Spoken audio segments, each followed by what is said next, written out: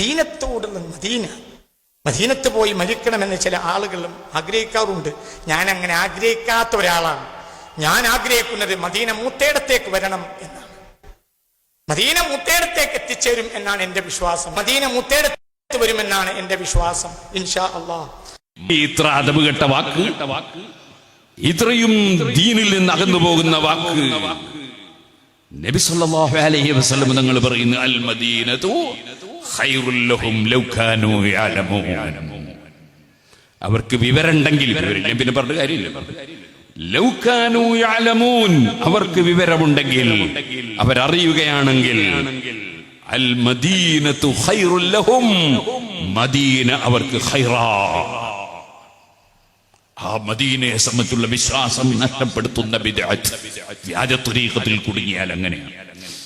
മദീനയെ സംബന്ധിച്ചുള്ള വിശ്വാസം നഷ്ടപ്പെടുത്തുന്ന ബിദ്അത്ത്, അത് തന്നെയാണ് വേറൊരു കൂട്ടർ മദീനത്ത് സിയാറത്തിന് പോകണ്ട, വേറൊരു ബിദ്അത്ത്. മദീനയിലേക്ക് സിയാറത്തിന് പോകണ്ട, നബിതങ്ങളെ സിയാറത്തിന് പോകണ്ട എന്ന് പറയുന്നത് വേറെ ഒരു ബിദ്അത്ത്. ഇന്നാ ലില്ലാഹി വ ഇന്നാ ഇലൈഹി റാജിഊൻ. സുബ്ഹാനല്ലാഹ്. അറബി ഭാഷയ്ക്ക് വലിയ പ്രത്യേകതയുണ്ട്. പരിശുദ്ധ ഖുർആൻ അത് ആവർത്തിച്ച് ഖുർആനൻ അറബിയൻ, അറബിയിലാണ് ഖുർആൻ.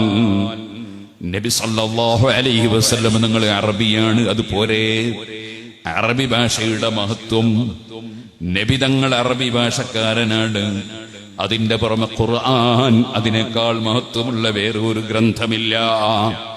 ആ ഖുർആൻ ദാമത്തിൽ ലദൈനാ ഫഫാഖത് കുല്ല മുഅ്ജിസത്തിൻ മിനൻ നബിയ്യീന ഇദ് ജാഅത് വലം തദുമീ. കാലകാലം നിലനിൽക്കുന്ന ഖുർആൻ, ഒരാൾക്കും ഒന്നും ചെയ്യാൻ പറ്റാത്ത ഖുർആൻ, എന്നും നിലനിൽക്കുന്ന മുഅ്ജിസത്തായ ഖുർആൻ.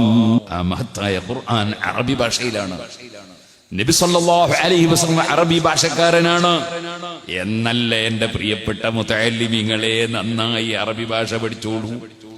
അറബി ഭാഷ പഠിക്കൽ വുജൂബാണെന്ന് ഇമാം ശാഫിഈ റളിയല്ലാഹു അൻഹു കിതാബ് റിസാലയുടെ തുടക്കത്തിൽ പറയുന്നുണ്ട്. അറബി ഭാഷയിലാണ് അത്തഹിയാത്ത്, അറബി ഭാഷയിലാണ് തക്ബീർ, അറബി ഭാഷയിലാണ് ഫാത്തിഹ, അറബി ഭാഷയിലാണ് അങ്ങനെയുള്ള എല്ലാം. അതൊക്കെ പഠിക്കൽ നിർബന്ധം തന്നെ. എന്നാൽ അതിനപ്പുറം എത്രത്തോളം അറബി ഭാഷ പഠിക്കാൻ കഴിയുമോ അത്രത്തോളം അവൻ ഇൽമിൽ നൈപുണ്യമുള്ളവനാകും. അതുകൊണ്ട് നഹ്വും സർവുമൊക്കെ മുതഅല്ലിമീങ്ങൾ നന്നായി പഠിക്കണം, ഭാഷ പഠിക്കണം. ആ അറബി ഭാഷയ്ക്ക് മഹത്വമുണ്ട്. അതേപോലെ തന്നെ അറബികൾക്കും മഹത്വമുണ്ട്. നബി സല്ലല്ലാഹു അലൈഹി വസല്ലം അറബിയാണ് എന്നത് തന്നെ കാരണം. യതീം കുട്ടികൾക്ക് മഹത്വമുണ്ട്, കാരണം നബിതങ്ങൾ യതീമാണ്. അതുകൊണ്ട് യതീം കുട്ടികൾക്ക് വലിയ ബഹുമാനമുണ്ട്. അങ്ങനെ പലതും ഉണ്ട്. ഇപ്പൊ അതിലേക്ക് ഞാൻ കടക്കുന്നില്ല. അറബികളെ ഒന്നടങ്കം നിസ്സാരപ്പെടുത്തി സംസാരിക്കുന്ന വാക്കുകൾ. അറബികളെ പോലെ ഒരു വിഡ്ഢി സമൂഹത്തെ ആധുനിക ലോകം പ്രസവിച്ചിട്ടില്ല എന്ന് പറയാം. സുബ്ഹാനല്ലാഹ്, ലാ ഇലാഹ ഇല്ലല്ലാഹു മുഹമ്മദുർ റസൂലുള്ളാഹ് എന്ന ആശയം, അത് ഉൾക്കൊള്ളാൻ കഴിയാത്തവർക്ക് മഹത്വം പാടുന്ന ആശയങ്ങൾ, ഇതെല്ലാം കടുത്ത ബിദ്അത്തിന്റെ ആശയങ്ങളാണ്. വ്യാജ ത്വരീഖത്തിൽ നിന്നുണ്ടാകുന്ന ആശയങ്ങളാണ്. അതിലൊന്നും മുസ്ലിമീങ്ങൾ പെട്ടുപോകാൻ പാടില്ല.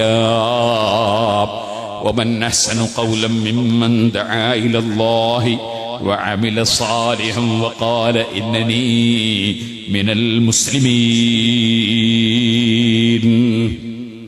മനുഷ്യഹൃദയങ്ങളെ അല്ലാഹുവിലേക്ക് ക്ഷണിക്കണം. നമ്മളെ നാട്ടിലേക്കും നമ്മളെ കൊല്ലൊന്നല്ല ക്ഷണിക്കേണ്ടത്, അല്ലാഹുവിലേക്ക് ക്ഷണിക്കണം.